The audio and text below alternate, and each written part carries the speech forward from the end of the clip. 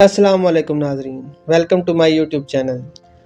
नाजरीन, अपने दौर की हीरोइंस की रोल मॉडल कहलाने वाली अदाकारा रानी बेगम को हुस्न की देवी भी कहा जाता था।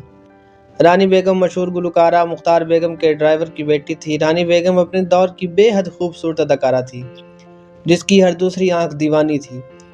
रानी बेगम ने कई नामवर फिल्मों में अदाकारी के जौहर दिखाकर कामयाबियों के झंडे गाड़े। गुमनामियों से आने वाली इस अदाकारा ने तकरीबन हर बड़े अदाकार के साथ काम किया। रानी बेगम पे कई लाजवाब गीत फिल्माए गए। रानी बेगम को चूंकि माली मुश्किलात से वास्ता नहीं था, इसलिए रानी बेगम ने अपनी हर ख्वाहिश को पूरा किया, मगर कुदरत के अपने फैसले होते हैं।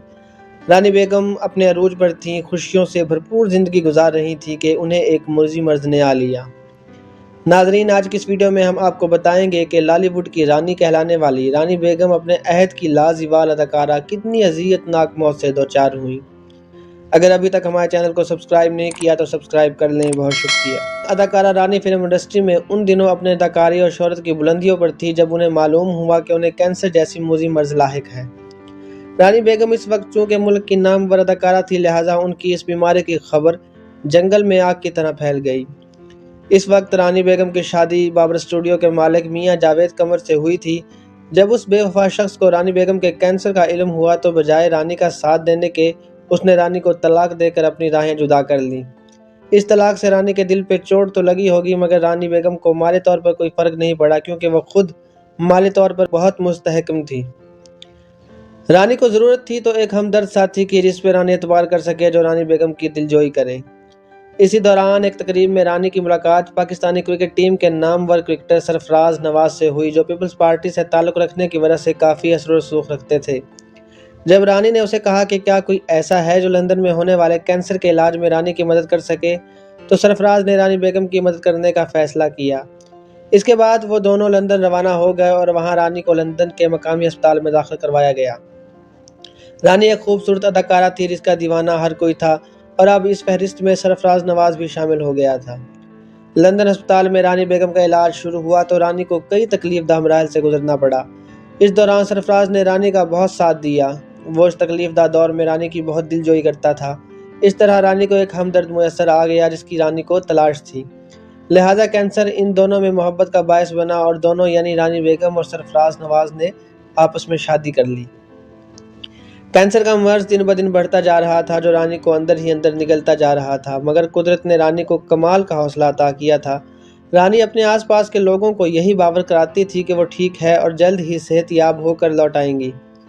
रानी अपने होठों पे दिल मोह लेने वाली मुस्कुराहट सजाए रखती थी, जिसको देखकर हर कोई यही समझता कि वह तेजी से सेहत की जानिब गामजन है।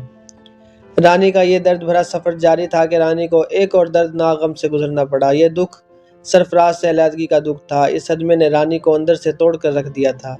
बताया जाता है कि सरफराज के जाने के बाद रानी का मदाफियाती निज़ाम बहुत कमज़ोर हो गया था और कैंसर ने मज़ीद अपने पंजे गाड़ दिए, जिससे रानी बेगम का जिस्म हड्डियों का ढांचा बनकर रह गया।